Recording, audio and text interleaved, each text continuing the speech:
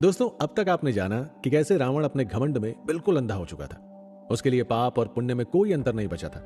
कैसे उसने पहले दूसरों के राज्यों पर कब्जा किया, फिर उनकी बहु बेटियों पर बुरी नजर डाली, यहां तक कि उसने अपने भतीजे की पत्नी को भी नहीं छोड़ा। तो क्या उसे इस महापाप का दंड मिला, या उसके पाप का घड़ा भरना अभी बाकी था? कैसे, चलिए जानते हैं। रात गुजरी। भोर होते ही कैलाश पर्वत लांघकर दशानन रावण अपनी पूरी सेना के साथ इंद्रलोक पहुंच गया। रावण के वार से इंद्र का सिंहासन डोल गया।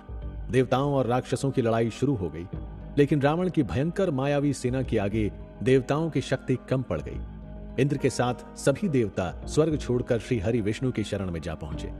ब्रह्मा जी के वरदान और रावण के अत्याचार की सारी कहानी भगवान विष्णु को सुनाई और कहा, हम मजबूर हैं, आपकी मदद मांगने आए हैं। अब आप ही हमें सही रास्ता दिखाइए हे प्रभु। एक बार फिर राक्षसों को खत्म करने के लिए अस्त्र उठाइए। अब इस ब्रह्मांड में आपके सिवाय कोई दूसरा नहीं जो राक्षस राज रावण का अंत कर सके। इस पर श्री हरि मुस्कुराते हुए बोले, ये बात बिल्कुल सही है, और इस समय रावण को हरा पाना नामुमकिन है, और आप लोग उससे लड़ाई में कतई जीत नहीं सकते। लेकिन यह बात भी तय है कि मैं ही इसका अंत करूंगा। अपने दुश्मन को खत्म किए बिना मैं विष्णु कभी मैदान नहीं छोड़ता। अभी रावण वरदान से सुरक्षित है, इसीलिए मेरा काम पूरा नहीं होगा। लेकिन हे देवताओं, मैं प्रतिज्ञा करता हूं कि मैं ही इस अत्याचारी राक्षस की मौत की वजह बनूंगा। मैं ही इसे और इसके पूरे परिवार को मारकर देवताओं को इसके डर से आजादी दिलाऊंगा। आप लोग जाएं और निडर होकर लड़ें, क्योंकि लड़ते हुए मैदान छोड़ना कायरता है। इसके बाद देवताओं और राक्षसों की भयंकर भिड़ंत हुई। राक्षस पहले की तरह देवताओं पर भारी पड़ रहे थे, लेकिन श्री हरि ने कहा था कि आखिर तक लड़ते रहना है, इसीलिए देवता लड़ते रहे।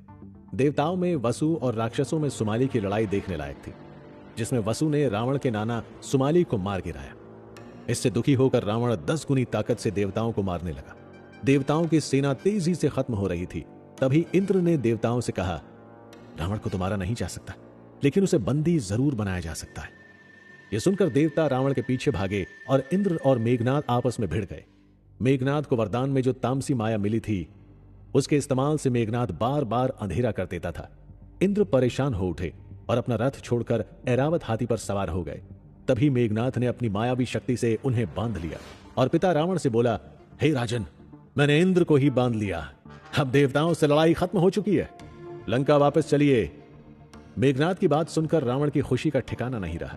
सब लंका लौटने लगे। तभी रावण मेघनाथ से कहता है, हे मेघनाथ, तूने मेरे कुल और वंश का मान बढ़ाया है। आज तूने देवताओं के साथ इंद्र को भी जीत लिया। अब तू इंद्र के रथ पर सवार होकर लंका चल, मैं भी तेरे पीछे पीछे आता हूं।